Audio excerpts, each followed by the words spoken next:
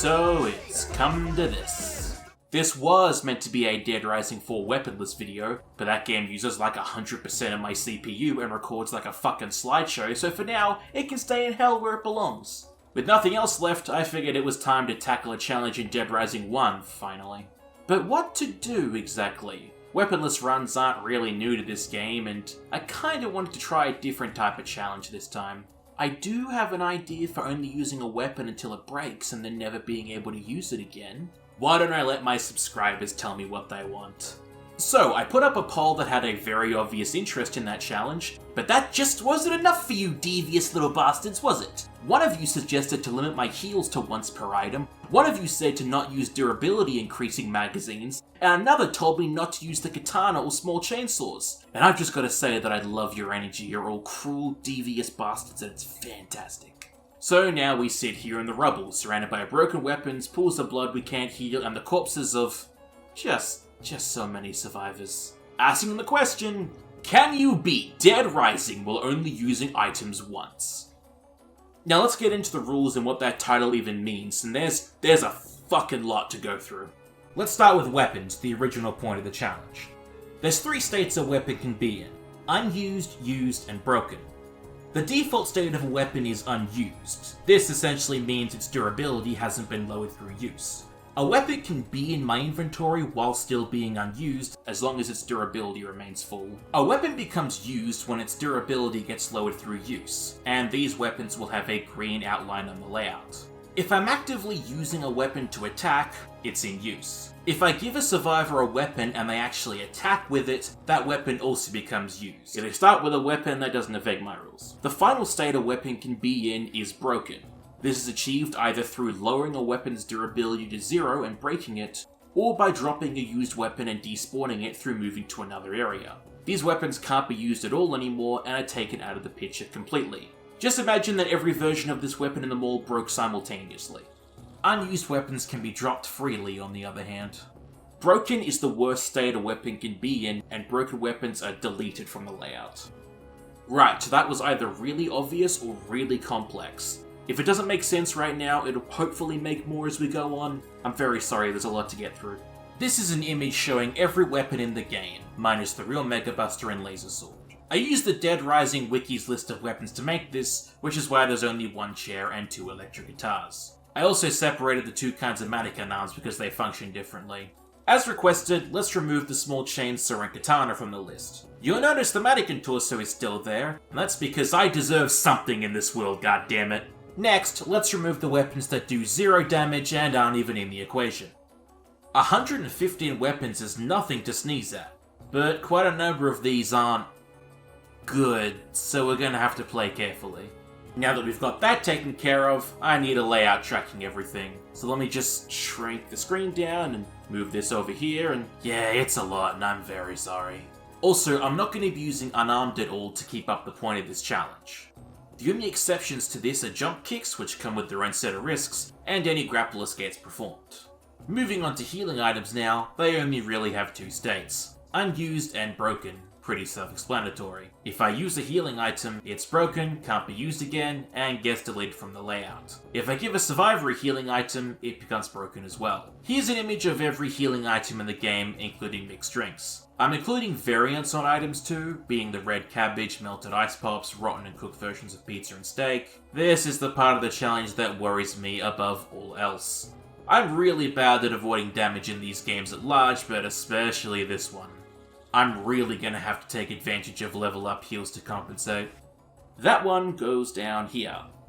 Vehicles follow similar principles to weapons: unused, used, and broken states. Nothing too special to explain. There's only actually 6 vehicles in the game if you count the bicycle, so it's not a big deal. I mean, I certainly forgot the bicycle existed when making my images and lists though, so I didn't think about it once during the playthrough. Oopsie whoopsie. That goes down here. Books also have 3 states, but with a couple of differences. They become used when their benefit is active, which is usually instantly, and only become broken when dropped and despawned. Here's all the books we're able to use. With all books related to durability removed, including the skateboarding and cycling books, the book to increase the length of mixed strengths, and the book to increase unarmed attacks. It's not a lot, but they're there. Finally, let's move them down here. A finished but very, very busy layout. Hopefully it looks okay. If you're on mobile, I can only apologize. I should also quickly mention that when reloading a save, items return back to what they were at the save's time. So if I break an apple by using it to heal and then reload, the apple returns to its unused state. Listen, I know the rules are extremely front-loaded and I'm very sorry about that. This is as clear-cut as I could make them. Hopefully the challenge will make more sense as we go on if you don't understand. And that about covers the broad strokes of the challenge's rules. The only other things to add on are that we'll be going for Ending S. This isn't a 100% playthrough because, trust me, a lot of survivors aren't making it out of here alive. And there's going to be full story spoilers for the whole game. With that all out of the way, finally, let's get into this goddamn mess.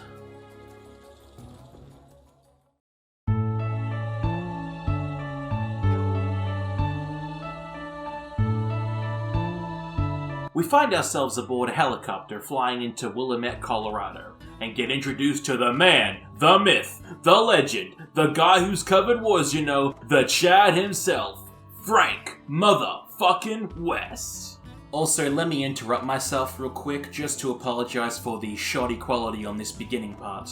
I apparently recorded it using mythical settings that no program can understand, so I had to record VLC playing the video to get this footage to even work. It'll fix itself soon. Anyway, Frankie Boy over here is a photojournalist looking into a big scoop in town, prompting us to do some photography. I use this time to take as many photos as I can, under the belief you get a free battery refill upon getting on foot. You do not. We photograph some people's deaths like a sociopath, see a gas station blow up, and witness a woman's attempt to fly. Standard photojournalism stuff. Dropping onto the mall's rooftop, we meet with Carlito, who seems like a super casual, cool kind of guy that knows a suspicious amount about what's happening here. Can't wait to befriend him. We find ourselves in North Plaza, where some survivors are barricading the zombies outside. The real final boss of the game attacks us for a moment, before leaving us alone to ogle a woman. Very cool. I take a few more photos before coming across a very angry old man who just kinda wanders off after yelling at us. And before we can do anything else, the real, genuine, actual monster of the game opens the barricade to get her rat and unleashes the horde upon the mall, killing all the survivors that were gathered around. It's very important to avoid taking damage wherever possible. Heals are extremely precious and I don't really want to be wasting them. I'll grab a few items, the important ones being a baseball bat and a snack, before heading upstairs. The strategy here is going to be keeping a good weapon for psychopaths and emergencies, while having some not so good weapons for general zombie clearing. Inside the security room, we meet Brad, Jesse, and Satan, and the door to Entrance Plaza gets welded shut, with Jesse suspiciously interested in the old man we took a photo of. The vent leads us to the rooftop, where I collect Jeff and Natalie, level up, pick up a bucket, and watch the AI lose its mind less than 30 minutes in. Astounding. Really looking forward to dealing with this for the rest of the game.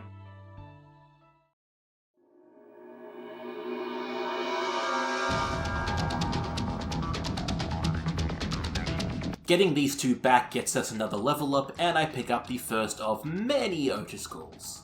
Almost killing Jesse nets us a handgun and a trip straight into 1-2. We're now finally unleashed into the mall to go help Brad out, and I just have to be very careful not to get damaged. Alright, I just need to not get damaged again. Fuck me.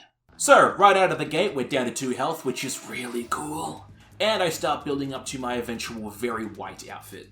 I drop the bucket to make way for the skateboard, which is very scary because we only got one of these things for the whole game. I gotta treat it right. Boarding over to Brad while avoiding all the zombies is pretty easy. And along the way, I pick up a rock. This will become important later. The baseball bat is used for the first time to get into the food court, and upon getting inside, we're thrown into the very first Carlito fight, a battle I was particularly worried about. Carlito's got a machine gun and grenades, which is really cool when you're level 3 and on limited items. I do have a plan here though. Despite what my instinct tells me, using the handgun feels like it's for the best. Trying to get into melee range with my health situation is simple death. Otis calls me 10 seconds into the fight and trying to answer gets me shot, so I try to open fire myself and Otis tries to call me again. Oh, I miss Dead Rising 2's hands-free earpiece. The fight goes pretty well in the beginning, managing to avoid taking damage and dropping Carlito's health to about halfway. After he scampers away though, I have a bit more difficulty getting any damage. So I climb to get a better vantage point and find out that bullets apparently have a range where they just don't work. Cool! On low health, I consume the snack I had saved and realize that my handgun is almost out of ammo. Trying to make it count, I throw all logic out the window and get closer to him, and end up getting riddled with bullets. The first death of the challenge, a momentous occasion indeed. Skateboard and rock in hand, I end up with 2 health by the time I'm back. In a pit of frustration, I just try and throw the rock like a fucking caveman, but Frank's throwing arm fucking sucks.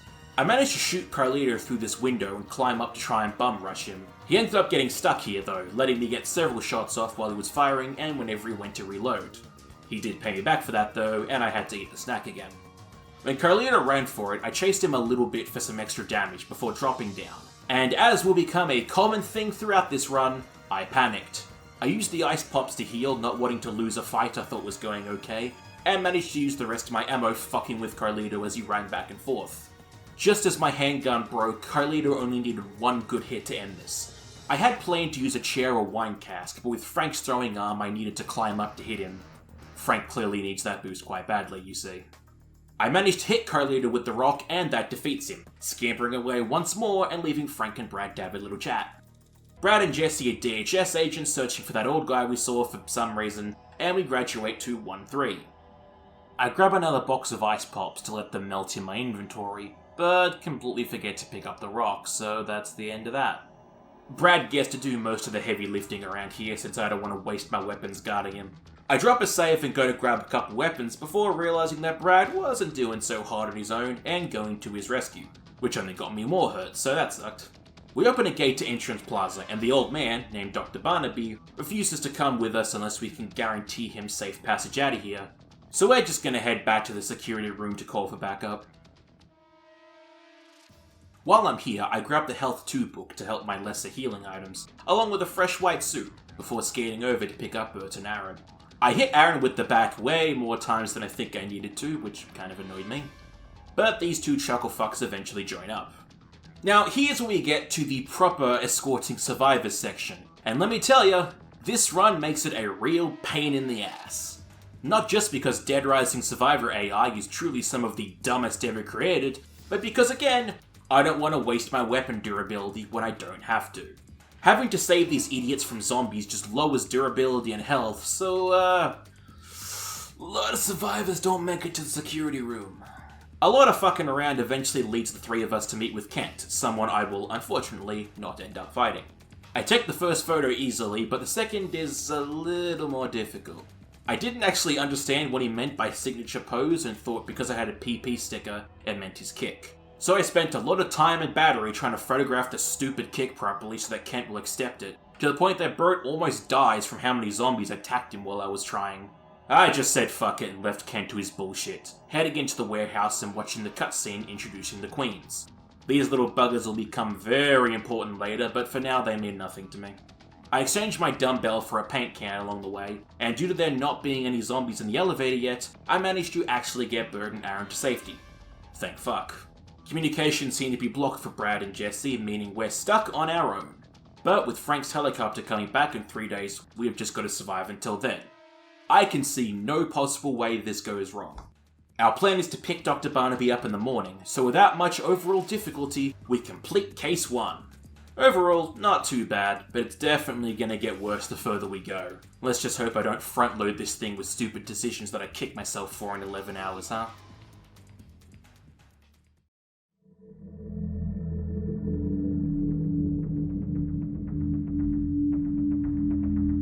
The clock strikes 7 PM, spelling some very fucking bad times for us. Until morning, the zombies are now much stronger, and as far as I could tell, there's a lot more of them. Just some really delightful stuff, you know. We're free to do whatever we want until 6 AM, so it's time to go collect some supplies and level up. By this point, I started developing a strategy to use on doors and elevators, that being to just try and bait the zombies away so I can run through without having to hit them. The early tests aren't very good as I have to use the paint can to batter one of them. I head back upstairs and find Kent again, finally managing to figure out what I have to photograph after just a lot of fucking around. Kent thinks we're okay at best and shows off his photos, telling us to come back at noon tomorrow with a good erotica photo. We can get one of those really easily soon, so no sweat. I then go glasses shopping and start heading towards Leah. The entrance plaza is currently still blocked off, so we have to go through the... Oh no.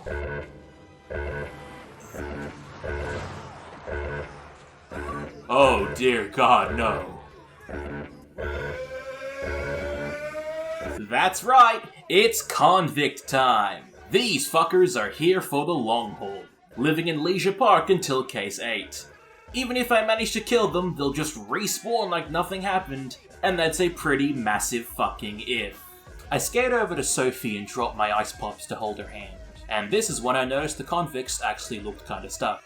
So I got a little cocky and figured I may as well capitalize on this and quickly kill them myself to save some trouble. They were not stuck. Cue me panicking while trying to grab Sophie's hand to get the fuck out of there, which ended with the convicts absolutely destroying me. Yeah, that's about what I deserve. On the way out of the warehouse this time, I accidentally kill a zombie with my skateboard.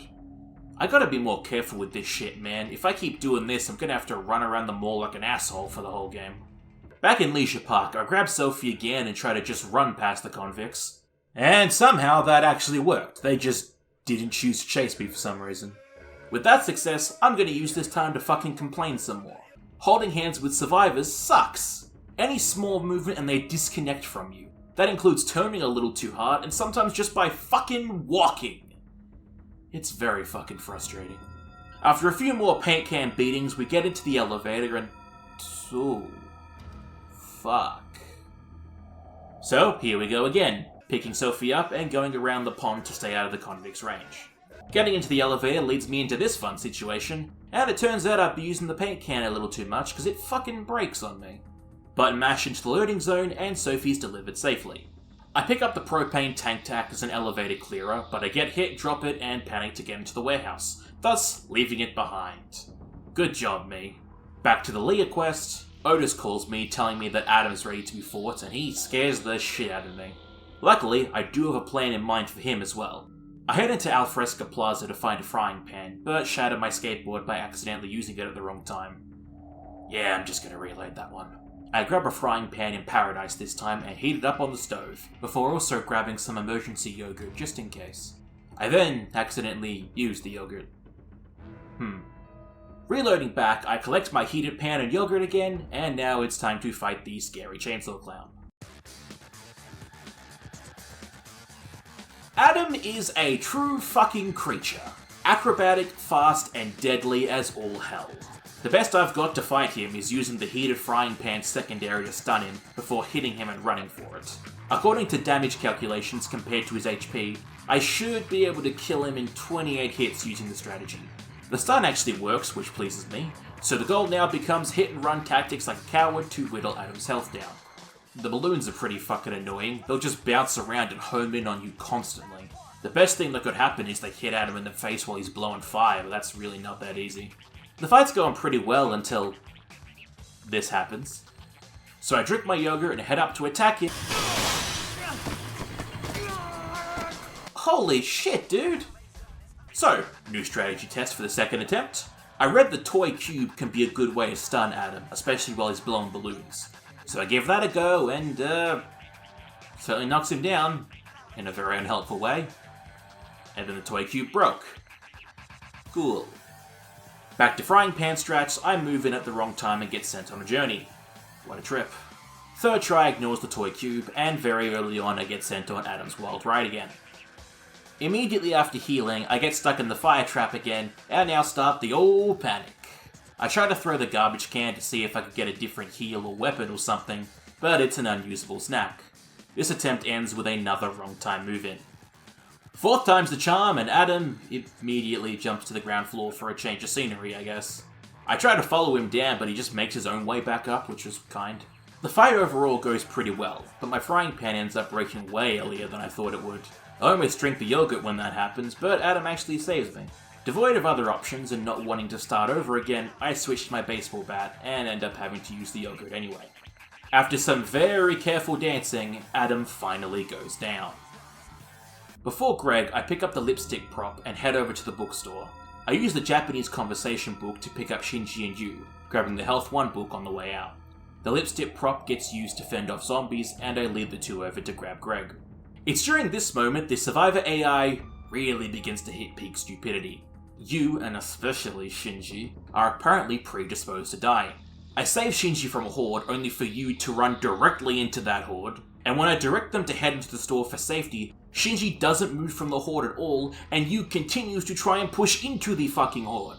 Yu then just decides to start punching zombies instead of going to the safe place I told him to go. Also, I'd like to note their English is suddenly impeccable. As soon as Shinji escapes the horde, he immediately runs over to start punching the zombies around Yu, and just... ugh. So, I run back up to Greg to get him to start moving, and... holy shit, man.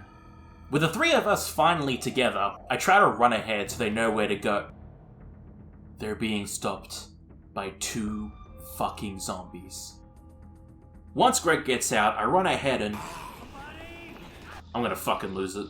At this point, I get killed and have to reload. New plan. Save Greg first, bring him to the bathroom, open the shortcut between Wonderland and Paradise, drop a save, and then pick up these 2 dickheads. I died almost immediately. Reloading gets me to these 2 jackasses again, where I have to now defend them while their stupid long conversation plays. I did manage to photograph their bow this time though, for a nice level up and health refill. Thank fuck. Despite further incompetence, I managed to get them to the bathroom and head through the Paradise Plaza. Shinji continues to be a disappointment, while Greg decides to get in on that too. And after breaking the lipstick prop, I'm killed trying to save these 2 absolute morons. Reloading once more, the lipstick prop breaks again as we enter the warehouse, and I think something just kinda broke in my brain, because I just picked up the hunting knife and started swinging like an absolute fucking psycho. To no one's surprise, it broke before I even got into the elevator. I don't know what the fuck I was thinking. I used the bat combined with some jump kicks to get through, and ended up using both the bucket and lead pipe in this mental torture. Against every odd in the fucking book, I get onto the roof and deliver these 3 motherfuckers to safety. That fucking sucked. Luckily, another level up heals me, and Brad takes us aside to tell us not to print everything that gets discussed here. With a new speed upgrade, I haul ass back into the mall feeling pretty good. I head into North Plaza for the first time to pick up David, and holy shit, this place sucks. The corridors are very tight and there's zombies fucking everywhere. After a lot of running around on low health, I find David and end up breaking my bucket to pick him up. Best part about David though, is that he's a shoulder survivor. Shoulder survivors are without a doubt the best kind. You get to move your own speed with them, and you can't be grappled by zombies. It's a fucking win-win. David's a real good sport and gets to safety super easily, no problems at all, a 5-star survivor. Only problem that occurred was my baseball bat started flashing, meaning I've been using it way too much and it's not got much durability left. That is an issue. With an apple for safekeeping, Papa's going back to North Plaza for a hat. It's in one of the empty stores around here and it takes a fucking while to find. I eventually do though, and head into Alfresco to try and pick up Leah. After her emotions relax, we find ourselves surrounded by a fuck ton of zombies. A very bad position to be in. I break my lead pipe and destroy the cardboard box trying to fend them off. Unable to pick up Leah because she's standing on a fucking table. And end up using and breaking the perfume prop before dying horribly. Well, that's a fucking mess. Alright, so that hat can go to hell, I'm not doing that again. I head back to Leah and start using the chair as a clearing tool. It gets knocked out of my hand and I think I broke it. So I start using the perfume prop, and end up tossing the cash register into the crowd. To keep some space, I use the lead pipe and break the chair, and yeah, this isn't gonna work. There's just too many fucking zombies that crowd the area while talking to her. Guess that just means we're gonna have to throw Leah to the wolves. Picking up a survivor and delivering them nets us PP for each action. So if we pick up a survivor and then just let them die, we still get PP. Sorry, Leah. So, I reload, pick Leah up, and swiftly leg it out of Alfresco because empathy is on the low end in this challenge. As Leah is slowly, brutally, and painfully eaten to death, I get a grey version of the hat I wanted, and some much nicer white shoes. A full, complete outfit. Back in the security room, I take a photo of Sophie for Kent and wait around until 6. On the monitors, we see Barnaby being forcefully dragged away by Carlito, so it's up to Frank and Brad to go save him. Finally moving us into 2-2. Heading into the newly opened path to Entrance Plaza, it turns out Carlito's upgraded to a fucking sniper rifle, so it's time to kick his ass again. I head into the sports shop, spinning both clothing racks to get me enough PP to level up and completely heal, before grabbing a hockey stick and heading into the fight proper. Turns out the hockey stick has an incredible exploit to this fight. If you park yourself behind a pillar and go into aim mode, you can just hit pucks into Carlito and he can't do a goddamn thing about it. He can't shoot you when you're behind cover and you're not close enough for him to throw a grenade. It's the perfect fight.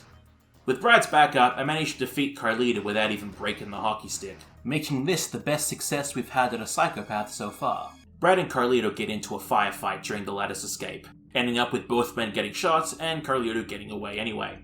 We save Barnaby off screen and carry him back to the security room, forcing Brad to hobble the whole way like a good friend would.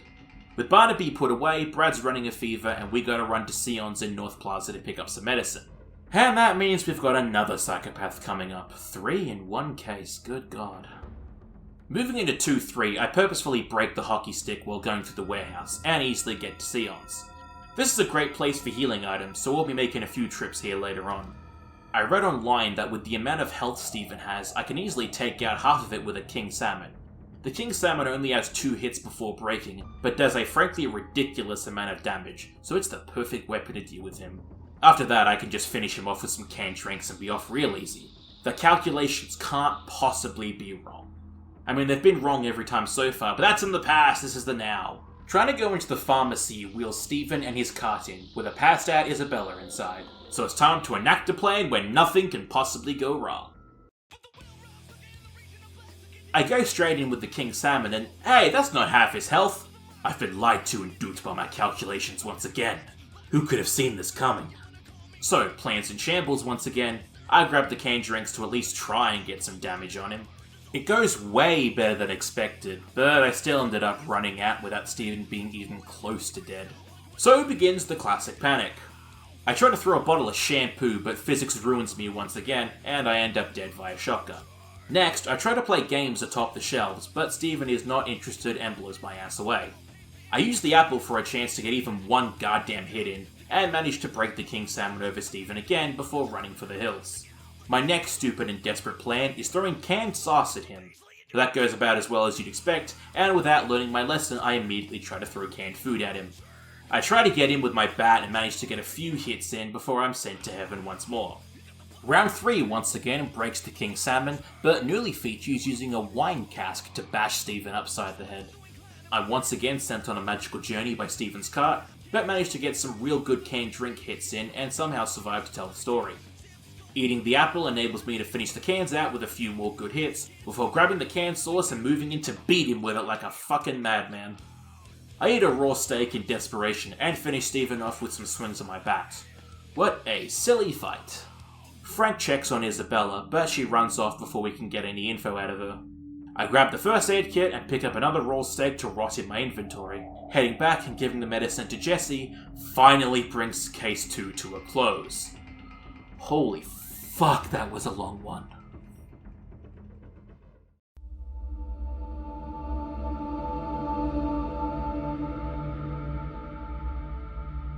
We've got quite a few scoops going on right now, and I can guarantee one we won't be touching is Cliff. Fuck that! There's not much time until 3-1 actually starts, so I just decide to go and pick up Ross and Tanya while I wait. I break my skateboard like a dickhead, so I have to reload before I can head over to meet the two and stick around for their millennium-long conversation.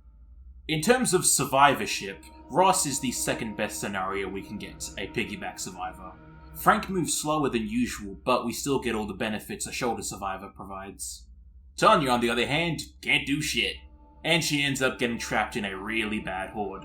I do try to save her, but eventually sacrifices have to be made, so I try to grab Ross and run, but yeah. I reload and long conversation later, I try to give Tanya a kinda shit weapon to defend herself with, but she won't accept the hanger or cash register, so I have to run to a different store and grab a handbag. Even with it, she can't do much of anything, and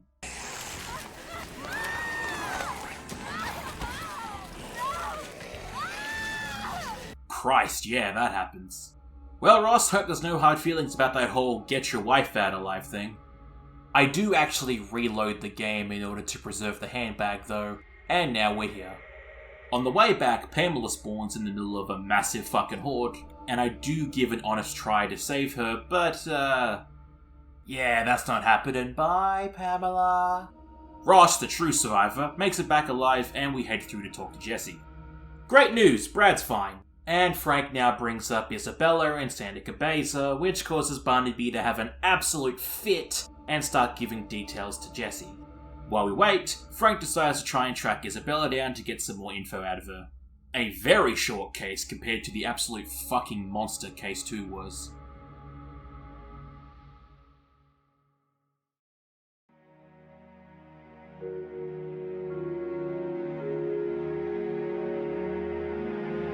I hang around Roastmasters for a bit, waiting for Kent to spawn in, and show him the picture I took.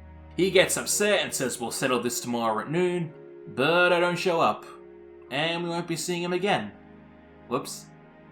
I swing into Alfresco to grab Gordon, and unlike every other brain-dead survivor so far, Gordon actually runs through hordes really easily and doesn't try to fight everything that walks, making him the best on-foot survivor in the game. He gets to hang out in Estelle's while I go and deal with Sally and Nick. Now, I could clear out these hordes and save the lives of 2 innocent people, or I could be a real fucking sicko, photographing their torment before throwing them to their deaths. Take a guess what I did. In the beginning, I do actually give a genuine attempt at clearing with the bowling ball, but it did absolutely fuck all. The toy cube gets used to knock both Sally and Nick into the pit, and then I get a crisis of conscience and fucking break my bat trying to save Nick. What a fucking waste. I try to use the lead pipe as well, but Nick died and that was the end of that. Having killed 2 innocent people for no reason, I give Gordon the perfume prop just in case, and we head out towards the bathroom portal. I kept an eye on him the whole time, and I'm fairly sure Gordon didn't even use the prop once. And honestly, love him for it. Moving into Paradise, we get to meet Sean and the True Eye Cult. The cutscene actually teleports me over to them when it ends, which is bad because Gordon got left behind. I kick the toy cube at them for the meme and grab the flying V electric guitar before running back to make sure Gordon doesn't die. I get him to wait in the bathroom and start going fucking apeshit with the flying V. It's not exactly a great weapon, but it does well enough against the cultists. The suicide bombers aren't super difficult to deal with, but they do require a little more brain power. Unfortunately, I get stabbed in the chest and die, so there goes that. Second time goes a little better, minus me eating the rotten steak, and I try to take Jennifer to safety before grabbing Gordon, but I get killed by a random zombie. Very nice. Third time's actually pretty successful. You know, except for the fact that I sacrificed Jennifer for my best friend Gordon, and yeah, it's not very pleasant. Gordon gets dropped off safely, having never used the perfume prop, meaning it's still on the table for me to use. Isabella gets spotted at Sion's again, presumably trying to get some medicine, and we transition into 4-2. With my lead pipe almost dead, I pick up the toolbox and attempt to save Ronald. He wants food, so he can frankly fuck off. I grab a pie while screaming and running from cultists, and decide to take on Joe before Isabella. She's optional, but 4 survivors is a pretty big PP boost, even if they all die on the way back. I read online that the fire extinguisher can work as a good way to stun a psychopath, so I grab one and head into the fight. What a truly awful scene. As soon as the fight starts, I realize my inventory's just truly fucked and I can't navigate this thing easily, making switching between the fire extinguisher and toolbox pretty much impossible. Also, holy shit, Joe fucking hurts. This changes everything, I'm fucking terrified. I run outside to eat the pie and find out that my lead pipe only had 1 hit left. I'm really good at doing that. So hit and run tactics as usual, and despite breaking my toolbox on her, hitting her with a chair, and throwing a sword blade that came from the toolbox, Joe just straight caps me and it's over. Got really fucking close too. I break the lead pipe and grab the perfume prop in its place, eating the pie immediately for a health boost and heading into the fight. It goes much the same way. I try breaking a cardboard box for a healing item, but it spits out orange juice and I don't know if I'm really ready for that one yet. Breaking a trash can leads to an unusable baseball bat, so I just reload. Third time around, I experiment with just running in and out of the store, which does confuse her, but the fight ends the same anyway. I grab a baguette from the food court this time and end up getting launched off the Space Rider after some wrong directions. Even with more health, the fight with Joe still ends with my ass getting kicked, meaning I think it's time for some more drastic measures. I reload an earlier save to grab the mannequin, because yes, it's mannequin torso time. The usage of the mannequin, though, has to be planned very well, because once I break it, I'm not going to be able to access any other mannequin pieces, so I gotta be ready. On the fourth attempt of figuring this out without dying, I stash the mannequin away and eat the pie, before breaking the mannequin and picking the pieces up. The straight arm's just a regular melee weapon, while the curved arm's more like a boomerang. The problem being that if you actually hit something, the boomerang doesn't come back. With my powerful mannequin pieces in hand, I head back to Joe and just absolutely kick her ass. It was mostly the torso, but I ended up finishing her off with the straight arm. And yes, I know the mannequin torso is very strong, but you gotta give me one of these, okay? With Joe dead, I release the 4 hostages and set about heading back to the security room. It's survival of the fittest out here. Whoever makes it, makes it. I tell you what though, with that health bar, my money certainly ain't on Kay. I do actually try to help the girls a few times, usually to my own detriment, and actually manage to bring all 4 to the bathrooms. Well done, girls! Kay's slow ass drags behind, but we get into paradise and start the trip through there. This trip is a little less successful. To no one's surprise, Kay's the first to fall as we're attacked by both zombies and a cultist. Lily's the next to go, but despite how slow she was, Janet actually joins Kelly in the warehouse. Well done, Janet. The straight arm breaks and I switch over to the leg, and even with very low health on my end and stupidity on their end, Kelly and Janet make it back safe and sound. Big applause to them. With that, it's time to fight Isabella.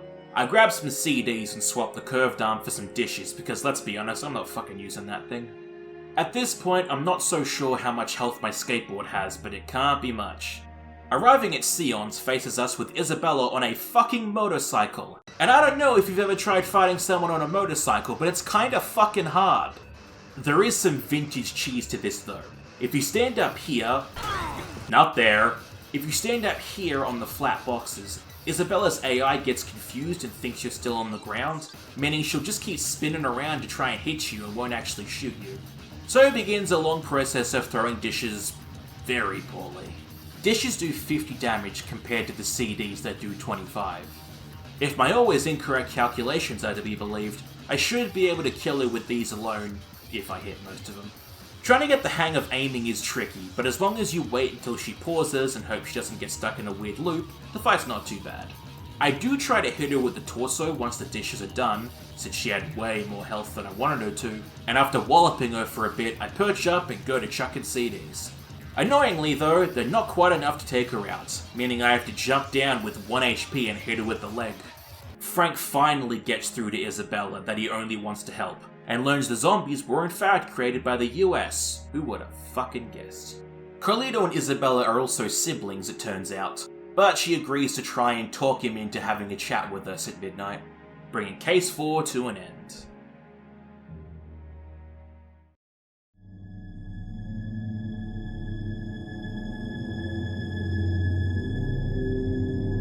In one of my classic panics, I forget Sion's has food in it, and instead skate straight into the bathrooms in a blind panic, and end up breaking the skateboard.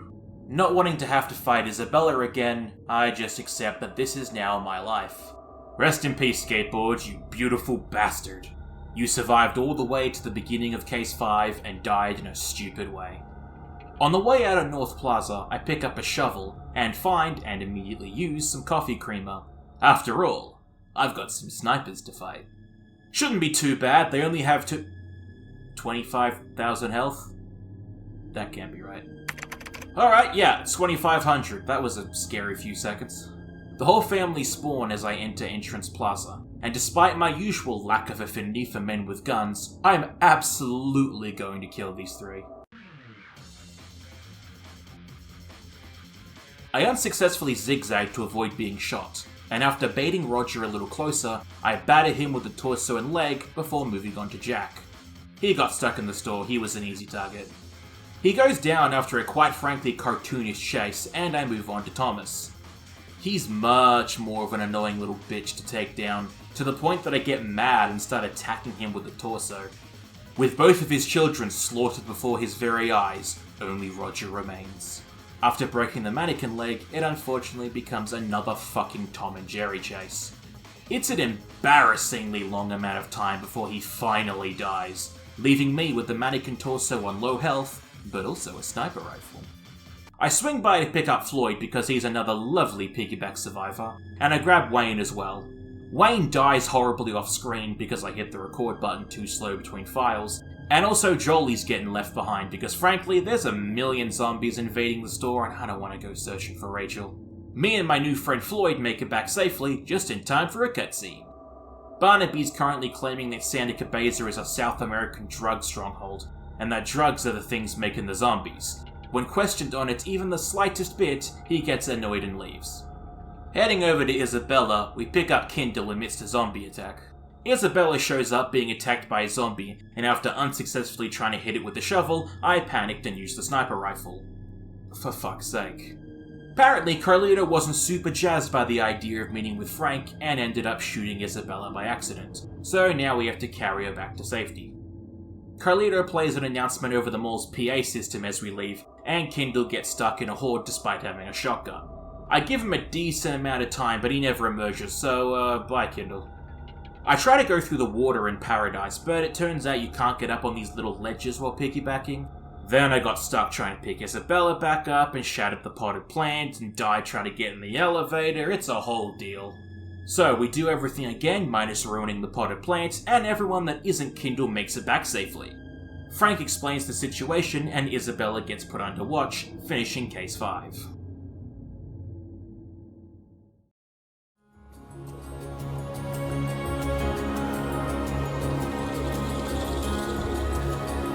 With some time on my hands, I decide to go and fight Sean. I read online that using the sledgehammer can make his attacks miss, so that's the plan.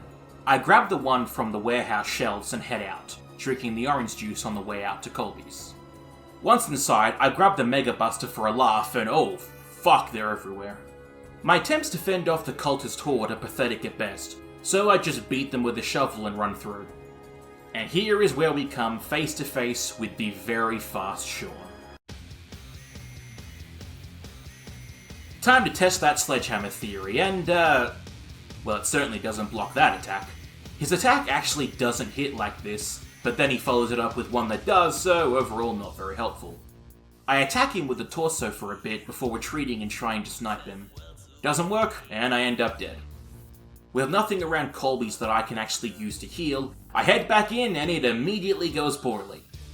A lot of running around with the torso later, I manage to knock Sean down on the stairs and kill him. The brainwashing tips book is then picked up to help my survivors, and I quickly go around and release everyone before the cultists get to me. You know, except Nathan, time was of the essence and I didn't get to him. Turns out the brainwashing tips book doesn't actually make them any better at escaping hordes, and not too long after being released, Beth and Cheryl die, and Michelle takes too long so I just leave her behind. Ray's the only survivor left, but unfortunately for him that doesn't last very long. Yikes. My shovel breaks as I get in the elevator, and now it's time for some more plot.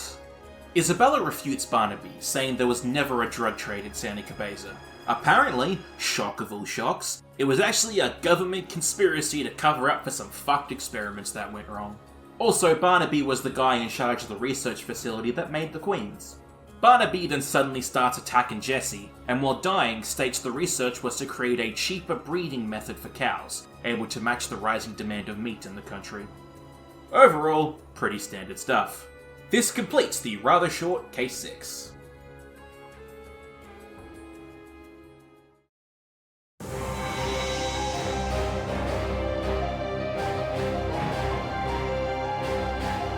I've got 8 hours to burn before 7-1 starts, so I grab the ceremonial sword and head to the food court to grab a healing item. I also find Gil there, so I take his photo and pick him up. He's another lovely shoulder survivor, so he gets delivered to safety with complete ease. Next on my list is taking down and saving Paul. I read online that sniping him is actually a fairly good way to take him down. So I perch up here and spend my time shooting him and making him drop his Molotovs. To save on ammo though, I finish him with the toolbox. After having a weirdly difficult time putting him out, I pick up Paul, Debbie, and Mindy.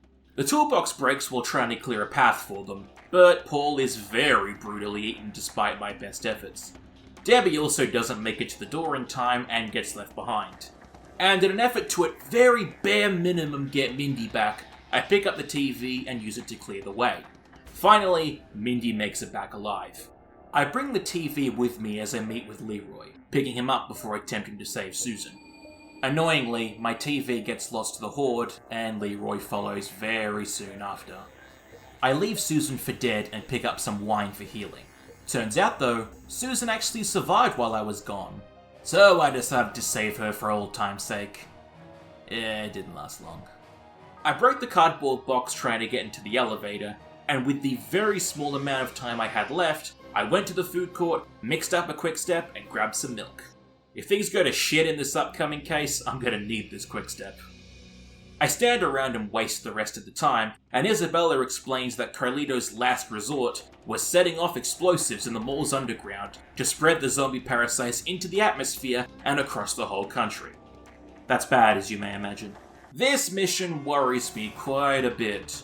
Sure, I get a vehicle, but if that thing breaks, I'm gonna be stuck running through zombie-infested tunnels trying to survive Carlito's stupid-ass truck unable to defend myself. And I would really rather not. I take the motorcycle into the tunnels and begin my chase, trying to dodge zombies and follow the very poorly ordered instructions. I accidentally run the motorcycle into a wall, which can't be good for its health, and grab the first bomb, swiftly moving on to the second. Oh, hi, Carlito. The second pickup's a little harder with Carlito throwing a fucking grenade in my face. The headlights of death haunt my third pickup, and my motorcycle brakes as I approach the fourth. This is really fucking bad. I down the quick step and grab the fourth bomb, running as fast as my little legs will take me to escape Carlito's explosive vengeance. Almost immediately though, the quick step fucking wears off. That was like 30 seconds of usage, what the fuck? So, my position is even worse than I thought it would be. Obviously, it's not too long until Carlito catches up with me. So, I grab a shopping cart to try and increase my speed, if even just a little bit, and lose it 10 seconds later.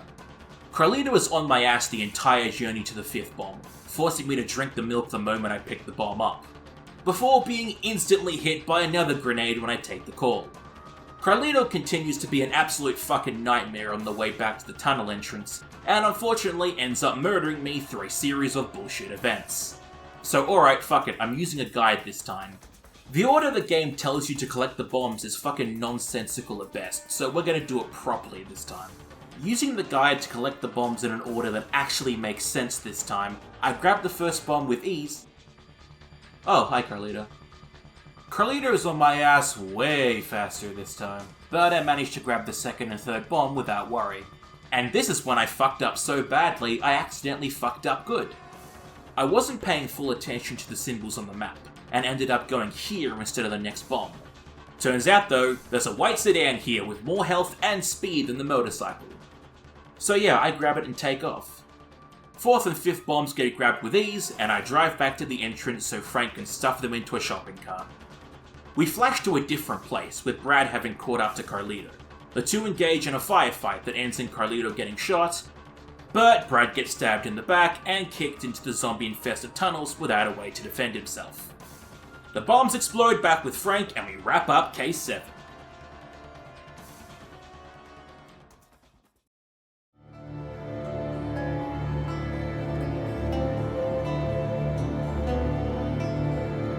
We're not done with the tunnels just yet. Taking the red convertible, I drive over to Brad's location, just in time to see him spill his guts and die. Rest in peace and all that. I then photograph the zombified Brad and smash his head in with zero remorse or sadness. Main reason for coming here though is the maintenance tunnel key. And with that, I drive back into the park as my car completely breaks. I down the milk and drop a well-deserved save, grabbing a push broom before heading over to pick up Simone. My sledgehammer breaks while leading her through the warehouse, and I break the broom to turn it into a broom handle. I drop Simone off safely, grab some wine for Floyd, and spin the other clothing racks for some bonus PP. As I deliver the wine for a paltry 10,000 PP, I realize in that moment that I had just used the wine, thus I couldn't use it to heal in the future. Well done, me. Well fucking done. Also, due to their opportunities disappearing from existence, let's just remove the machete and Molotov from the list to keep it nice and tidy. I head back to the food court and grab a baguette, breaking my broom handle on the way back.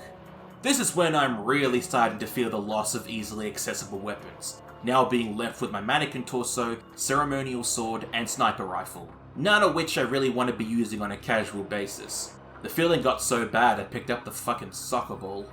Carlito's got a computer hidden away in a hideout, and Isabella's gonna take us there, leading to 8-2 and a mandatory escort mission with dead pricing AI.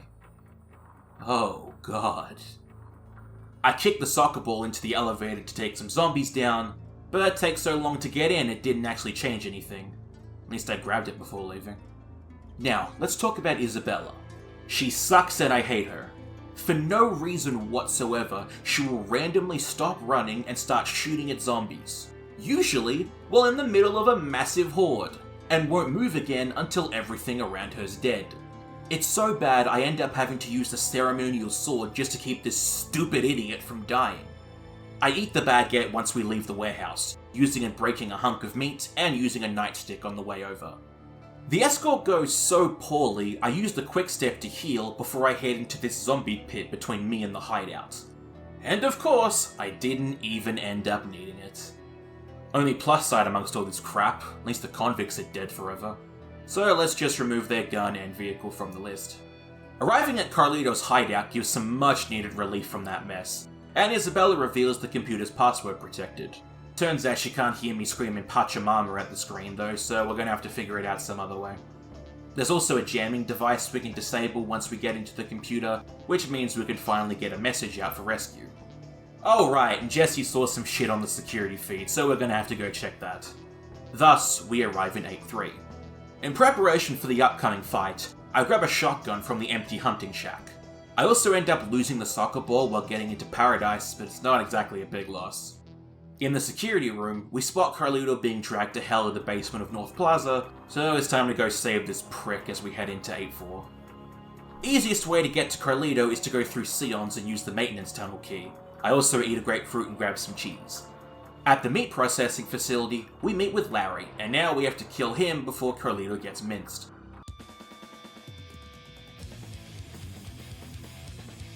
Don't worry guys, only a single one of my plans has worked so far. There is no way this one can go wrong. I grab a shelf and attack Larry, ready to combo him. Oh god, he wasn't stunned long enough. Alright, yeah, Larry's an issue. I managed to get a 2-hit combo on him, but I'm immediately stuck on defense again. Eat the cheese and go in for the shelf again, but Larry's a damn whiz with his aim. Plus side though, at least Larry will pause to sharpen his knife when he kicks my ass, giving me enough time to swing again. I break my sniper rifle trying to take him, but it's not enough. Larry gives me the old Dead by Daylight, and I'm warped all the way back to Carlito's because I didn't save.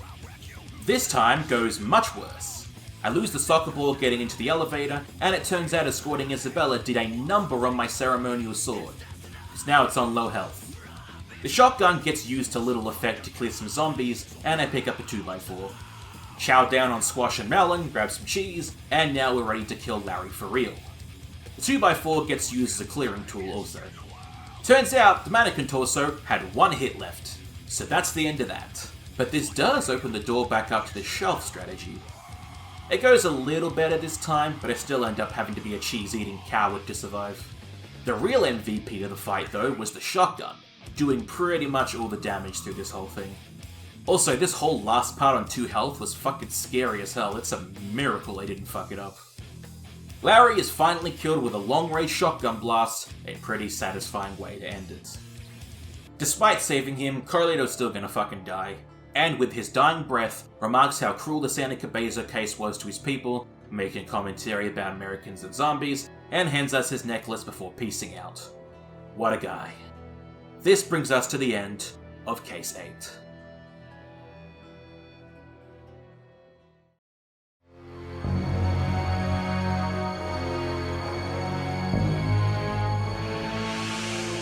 With newfound inventory space, I grab the meat cleaver and pick up some raw meat and an uncooked pizza. I also use my last shotgun shell on a random zombie for fun. Cook my new items up in the food court and head back to see Isabella, giving her the Carlito news and the locket. Through this, she figures out the password I was screaming earlier, and we're free of the jamming device's wicked control.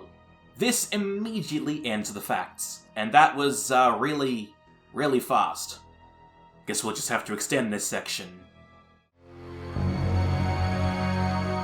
Anyway, as we're leaving, Jessie tells us her emergency line is open and she's contacting headquarters for help. After mere moments, it's revealed that HQ is ignoring us and it's time for another government cover-up and conspiracy, baby. The bread and butter of a Dead Rising plot. Jessie's also not doing so hot, but she's not important, I'm eating corn. As we get closer to the security room, a soldier confirms Jessie's identity and states she's the only one getting saved. But it turns out she got infected somewhere along the line, and that's the end of her.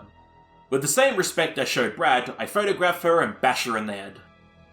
Otis has taken all our survivors and fucked off, leaving us behind like a bitch. So now it's time to just hang out until midnight. This is when the special forces show up in force, beginning an operation to absolutely mow everyone the fuck down. As much as I'd like to hide in the security room until this all blows over, we have to go see Isabella. My 2x4 breaks, and now I'm faced with a battle against a large group of extremely tough men with machine guns. That's a really bad time for me and my health. Sniping them doesn't work thanks to bullshit, and when going at them with my sword, I get fucking murdered. Turns out though, getting killed by the soldiers just strips you and forces you to escape. I don't really want to lose all my possessions, so we're just gonna reload. This time, I eat my well-done steak and break my 2x4 again, as well as using the cleaver for the first time.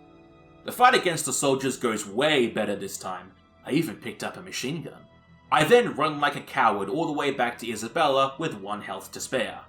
And she remarks that this is just like Santa Cabeza. Now we just gotta wait out the rest of the night in safety, and the hunting shack's the best place for it. 40 real minutes of waiting later, Isabella tells us to come back to her. The Special Forces have eliminated every zombie in the mall, for now, leaving them as the only and biggest threat. We also get to see Brock, the leader, and he looks very kind. Isabella tells Frank to save himself and leave her behind, and with absolutely no protest, we immediately leave. Smooth moves, Frank.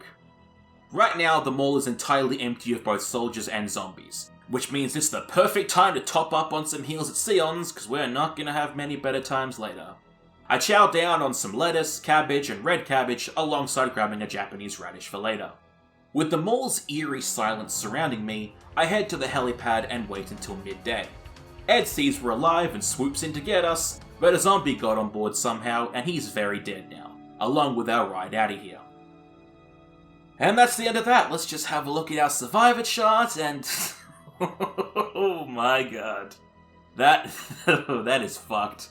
That's absolutely shit. Not counting plot characters, I only saved 17 out of 48 survivors. Good fucking Christ. Anyway, I have to set up a whole overtime joke, so that's the end of the game, everyone. Thanks for watching. Yeah, obviously it's not. This is the 3rd time I've done this bit. We've still got some fucking overtime, baby!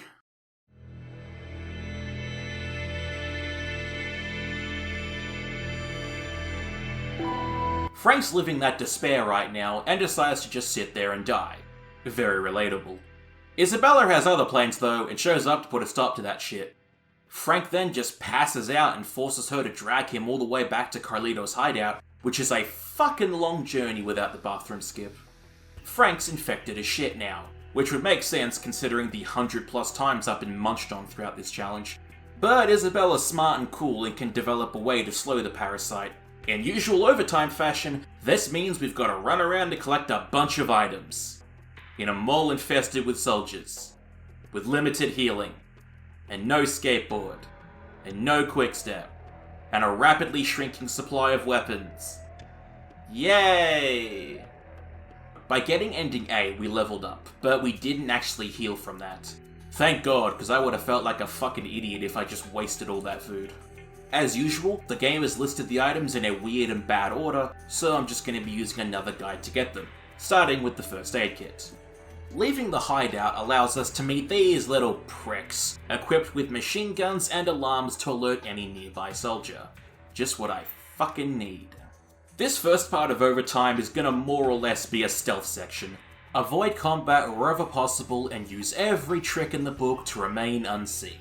Exactly what Dead Rising was made for. Sneak out the back way, try to kill 2 soldiers from behind, eat the radish. This is a bad start, let's reload. Our first stop is Sion's, the classic. There's about 10 fucking guys in here, so I get to go on a hacking rampage with my meat cleaver and regular cleaver, even managing to level up in the process. And then immediately losing 3 blocks of health. After the massacre subsides, my cleaver's on low durability, so that's bad. I eat an orange for sustenance and grab the first aid kit, with our next item taking us into the maintenance tunnels once again. And as was definitely planned and not pure luck fueled by the guide, there's a delivery truck here for us to drive. A wrong turn later, we enter Wonderland Plaza, kill a soldier, and grab the magnifying glass. I tell you what, having to run around avoiding special forces and these stupid helicopters like it was Metal Gear Rising, nope, different game, like it was Dead Gear Solid is genuinely tense and adds a very interesting feeling to the game. Through the mirror to Paradise Plaza, I test out my sniper on a soldier, and it doesn't go great. So I reload and now he's just not there for some reason, allowing me to sneak in and grab the cold spray, and then heading straight across to break my cleaver while killing a soldier. It just gets worse and worse, doesn't it? Grabbing the blender enables me to turn around and be face to face with 2 more dudes, killing them with the meat cleaver, which is now also on low durability. This is really going poorly fast. There's no healing items around here I can get, and my supply of easily accessible melee weapons is only going down. Really beginning to kick myself for those decisions I made 11 hours ago. Jumping down to the ground floor only loses me another health block, and after grabbing the developing solution, I'm attacked by 2 more guys. I kill the first as my meat cleaver breaks, leaving me with the machine gun to take this guy down. And turns out, guns work really fucking badly against special forces, because this guy took 30 bullets to take down. And that's a lot of bullets for one guy. The main reason I even came here was to grab the weekly photo magazine for later, and now it's dark. With my complete lack of melee weapons and a single block of health, I've now got to go back into the warehouse with all those fucking guys.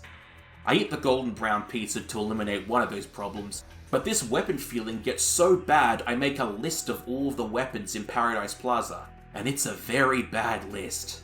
The toy laser sword, the hanger, the novelty masks, these were items I genuinely considered using.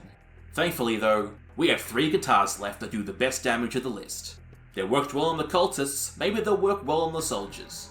I grab a Stratocaster, acoustic, and bass, and snipe a helicopter because what else am I going to do with this fucking thing? Another helicopter down, I take the Stratocaster to these guys and oh god, it's not working well at all. This is probably more to do with the amount of guys, but holy shit that went poorly. I reload later, I try to just run forward along the shelves, and lose 5 health for my trouble.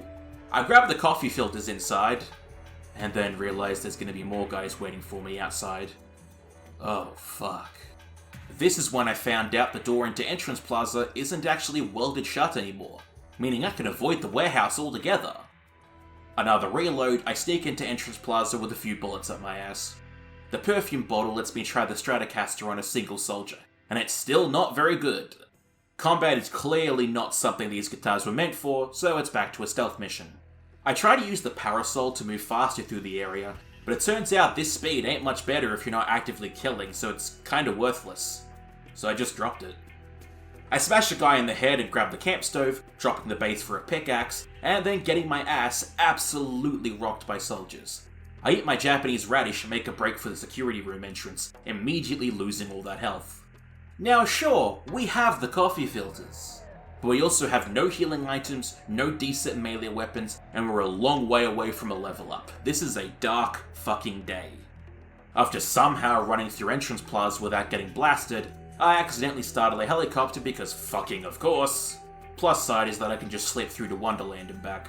My current plan is to mix some drinks for healing, and only two men stand in my way. I hit him with the pickaxe for a stun, but he blasts me and I die immediately. This is going to take all my cunning. But on reload, he's just fucking gone. Thanks, I guess. I mix an untouchable for healing and a nectar for later, and feel much better now. With all the items collected and my body at full health, I smash a guy in the back of the head and run like a dickhead, all the way back to the hideout to give Isabella what she needs. She doesn't know how well the drug's gonna do, and Frank's gonna be a zombie time bomb until we figure it out. Oh yeah, and speaking of time bombs, Carlita did some orphan injecting, so now there's zombie time bombs for everybody. How exciting. Also, we need to go to the clock tower where the helicopter crashed to get a backup generator. On the way over, the weekly photo magazine already helps immensely. A green PP sticker means a zombie has a queen in it, and we're gonna need quite a few of these. For some reason, I chose to use the acoustic to kill it, so we're just kinda stuck with this guitar too. I dropped the sniper rifle to pick it up, as it's almost out of ammo and kinda useless now. Approaching the clock tower, there's a big ass hole infested with just thousands upon thousands of zombies, and Frank gets the bright idea to escape through it. Hey, did you enjoy the park being free of an ever-looming threat? Well, may I introduce you to the helicopter! This bad bitch is now on patrol and is even more annoying than the convicts could possibly dream. With the generator back, we gotta collect some queens. 10 to be exact. I hand the first to Isabella immediately, and now there's only 9 to go. The typical strategy is driving around in the tunnels until you get what you need. But I'm out of vehicles that aren't a bicycle, so we're gonna need a different plan. The good news is that the hideout's a new load zone, meaning the area surrounding it refreshes every single time. So all I need to do is keep refreshing and exploring the nearby area, very easy. I grab queens 2, 3, and 4 through this method, and then realize I need to grab something else before continuing. On the way to Colby's, I grab Queen 5 and arrive to realize there's 2 soldiers here. Luckily, they get bored and wander into the bathroom, giving me time to create a Spitfire to swap for my machine gun, and get out with only minor damage. The trip through Paradise, on the other hand, was much more painful. Queen 6, 7, and 8 are collected through the refresh method, but Queen 9 spawns with a nectar, but way too comically high to grab, and I took unnecessary damage to grab it, so I just reloaded. Queen 9 gets collected properly, and after a lot of refreshing and reloading thanks to pointless damage, I finally collect Queen 10. Isabella injects Frank with her concoction, and apparently she found a pheromone the zombies hate, meaning we can go through the pain hole to escape. I fucking hate this part of the game. Remember all the complaining I did about hand-holding survivors? Well, this time you get to do it, but if you let go, you fucking die. When Isabella leaves to open the gate, I just kinda have to flounder around and mash my face against the invisible wall until freedom comes. Okay, but seriously, this hand-holding shit fucking sucks. It's like she's magnetically repelled by my hand and I keep taking fucking damage. Fuck this area in particular, by the way. Walking slow doesn't work, walking fast doesn't work. What do you want from me, Isabella? My health continues to slowly tick down as we enter the second area, and I'm forced to defend myself as the second gate requires opening. With only 1 health block left, I kinda just gave up and charged ahead. And it turns out that you can just do that with no consequences. So the military's here too, because of fucking course they are. We just need to cause a distraction and jump in the jeep. And despite the pheromone losing its potency, this is the easiest part. What can I say? Piggybacks are better than hand-holding. I open the gate and try to sneak through, but... yeah, fair enough. I wanted to wait until the last second, but I don't really have a choice. I open the gate and drink my Spitfire, button mashing at the jeep while Isabella takes her sweet-ass time to catch up. We now find ourselves in the weirdest part of the game, in the back of a jeep using a heavy machine gun to fire at a tank. If you wanted to be specific, you could count this part of the game as the heavy machine gun and jeep uses. This part of the game's usually uninteresting, but it's even more so with this challenge, so let's just skip it.